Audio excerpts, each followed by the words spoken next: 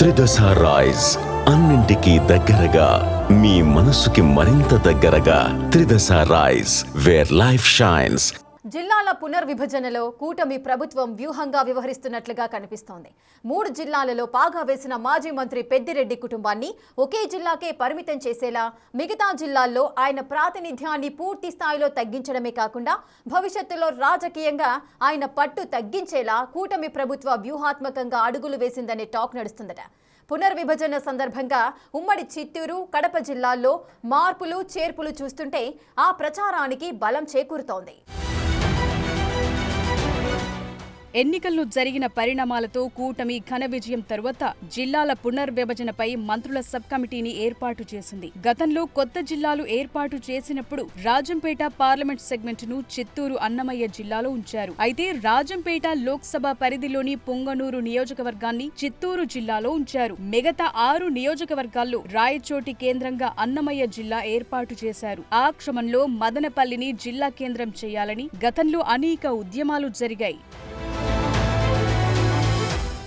రాయలసీమలో ఉన్న పురాతన పట్టణాల్లో మదనపల్లి ఒకటి. రైల్వే, జాతీయ రహదారులున్న ప్రాంతం. బెంగుళూరు ఎయిర్పోర్టుకు సమీపంలో ఉంటుంది. ప్రభుత్వ కార్యాలయాలకు కావాల్సిన ప్రభుత్వ భవనాలు కూడా ఉన్నాయి. మరోవైపు రాజంపేట కూడా రాయచోటి కంటే పెద్దది. వీటన్నింటినీ కాదని రాయచోటిని జిల్లా కేంద్రంగా చేయటంతో రాజంపేట వాసులు కూడా ఉద్యమాల బాట పట్టారు. అయితే అప్పటి వైసీపీ ప్రభుత్వం ఇవేమీ పట్టించుకోలేదు సరికదా. రాయచోటిలో ఉన్న ప్రభుత్వ భూములతో పాటు పేదల భూములపై కన్ను కూడా పడింది. ప్రభుత్వ కార్యాలయాల కోసం భూసేకరణ పేరుతో పెద్ద ఎత్తున భూదందా నడిచిందనే ఆరోపణలు కూడా అప్పటి వైసీపీ నేతలపై వచ్చాయి. ఎన్నికల ప్రచారంలో చంద్రబాబు నాయుడు మదనపల్లిని జిల్లా కేంద్రంగా చేస్తానని హామీ ఇచ్చారు. మరోవైపు రాజంపేటను జిల్లా ప్రధాన కేంద్రంగా చేస్తానని కూడా హామీ ఇచ్చారు.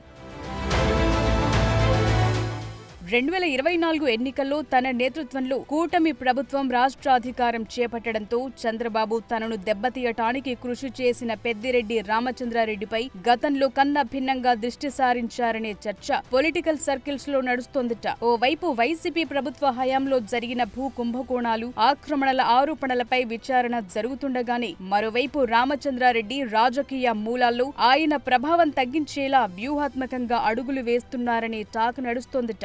పెద్దిరెడ్డి రామచంద్రారెడ్డి ప్రాతినిధ్యం వహిస్తోన్న పుంగనూరు నియోజకవర్గాన్ని చిత్తూరు జిల్లా పరిధి నుంచి అన్నమయ్య జిల్లా పరిధిలో మార్చడం, వరుస ఎన్నికల్లో రాజంపేట లోక్సభ నియోజకవర్గం 3 సార్లు విజయం సాధిస్తూ వచ్చిన రామచంద్రారెడ్డి కొడుకు పెద్దిరెడ్డి మిథున్ రెడ్డి ఆధిక్యతను తగ్గించడంపై కూటమి ప్రభుత్వం దృష్టి పెట్టిందట. 2014, 2019, 2024 వరుస ఎన్నికల్లో గెలిచిన మిథున్ రెడ్డి రాజంపేట లోక్సభ నియోజకవర్గాన్ని పెద్దిరెడ్డి కుటుంబ ఆధిపత్య కేంద్రంగా మార్చేశారు. 2-3 ఏళ్ల క్రితం ఏర్పడిన అన్నమయ్య జిల్లాకు చెందిన రాజంపేట లోక్సభ స్థానంతో పాటు 2024 ఎన్నికల్లో 3 అసెంబ్లీ స్థానాల్లో వైసీపీ గెలిచింది. రాజంపేట ఎంపీ, పుంగనూరు, తంబళ్లపల్లి ఎమ్మెల్యేలుగా పెద్దిరెడ్డి ఫ్యామిలీనే గెలిచింది. గత ఎన్నికల్లో ఆ జిల్లాలోని రాయచోటిలో తెలుగుదేశం పార్టీ గెలిచిన పెద్ద మెజార్టీ కూడా లభించలేదు. ఈ అంశాలన్నీ దృష్టిలో ఉంచుకుని గత ఎన్నికల ప్రచారం సందర్భంగా తాను ఇచ్చిన మదనపల్లె జిల్లా కేంద్రం హామీని చంద్రబాబు అమలు చేశారట. అందులో భాగంగా 7 అసెంబ్లీ నియోజకవర్గాల పరిధిలో ఉన్న అన్నమయ్య జిల్లాను 3 నియోజకవర్గాలకు పరిమితం చేశారు. తరువాతి దశలో ఆ 3 నియోజకవర్గాల్లో రాజంపేటను వైఎస్ఆర్ కడప జిల్లా పరిధిలోకి, రైల్వే కోడూరును తిరుపతి జిల్లా పరిధిలోకి, రాయచోటిని కొత్తగా ఏర్పడే మదనపల్లె జిల్లా పరిధిలోకి మార్చివేసి అన్నమయ్య జిల్లా కేంద్రాన్ని రాయచోటి నుంచి మదనపల్లెకు మారుస్తూ నిర్ణయం తీసుకున్నారు. ఈ విభజన ప్రక్రియలో జిల్లా కేంద్రాన్ని కోల్పోయిన రాయచోటిని సమగ్ర అభివృద్ధి కేంద్రంగా రూపుదిద్దుతామని చంద్రబాబు హామీ ఇచ్చారు. ఇతర అంశాల సంగతి ఎలా ఉన్నా ఈ మార్పు చేర్పులు పెద్దిరెడ్డి కుటుంబ ఆధిపత్యాన్ని గణనీయంగా తగ్గించడానికి దారితీయనున్నాయంటున్నారు. ఇటు చిత్తూరు జిల్లాకు పొంగనూరు దూరం కావటంతో చిత్తూరు జిల్లాపై పొంగనూరు ఎమ్మెల్యే పెద్దిరెడ్డి రామచంద్రారెడ్డి ప్రభావం తగ్గుతుందనేది స్థానికంగా నడుస్తోన్న చర్చ. అన్నమయ్య జిల్లాకు చెందిన రాజంపేట లోక్సభ నియోజకవర్గ పరిధిలోని 3 కీలక అసెంబ్లీ నియోజకవర్గాలు 3 జిల్లాల పరిధులకు మారిపోతున్నాయి. జిల్లాల భౌగోళిక స్వరూపాల మార్పులతో కొత్త రాజకీయ నాయకత్వాలు, వర్గబలాలు ఏర్పాటు కానున్నాయనేది పొలిటికల్ టాక్. ఒక విధంగా ఈ పరిణామాలన్నీ పెద్దిరెడ్డి కుటుంబ రాజకీయ రాజకీయ ఆధిక్యతను దెబ్బతీయటానికి దోహదపడే అవకాశాలుగా కనిపిస్తున్నాయని నేతల మధ్య గుసగుసలు వినిపిస్తున్నాయి.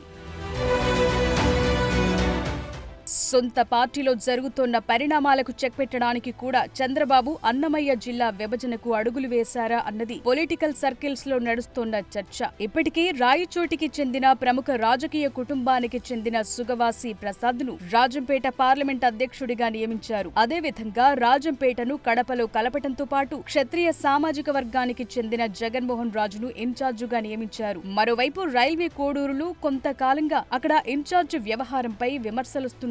ఈ నేపథ్యంలో 3 నియోజకవర్గాలను 3 జిల్లాల్లో కలపటం ద్వారా పట్టు పెంచుకునే విధంగా టీడీపీ నేతలు పావులు కదిపారట. మొత్తం మీద ఒక్క దెబ్బకు 3 పిట్టలు అన్నట్లు వ్యవహారం నడిచిందంటున్నారు. మరోవైపు ఇంటెలిజెన్స్ సలహా మేరకు రాయచోటి నుంచి జిల్లా కేంద్రం పూర్తిగా తరలించినట్టు సమాచారం. గత 2 సంవత్సరాలుగా ఇక్కడ ప్రతి చిన్న విషయానికి మతాల గొడవలతో ఇరు వర్గాలు రోడ్ల మీదకు రావటమే కాకుండా పోలీసులపై దాడికి సైతం దిగుతున్నారు. ఓ సామాజిక వర్గం ఓట్ల కోసం నాయకులు కూడా వారికి వత్తాసు పలుకుతున్నారు. తమిళనాడుకు చెందిన 2 ఉగ్రవాదులకు రాయచోటి షెల్టర్ జోన్ అయ్యింది. ఇలాంటి వాటితో భవిష్యత్ ఇబ్బందికరంగా మారే అవకాశముందనే జిల్లా కేంద్రాన్ని అక్కడి నుంచి తరలించామని ఇంటెలిజెన్స్ వర్గాలు సిఫారసు చేశాయట.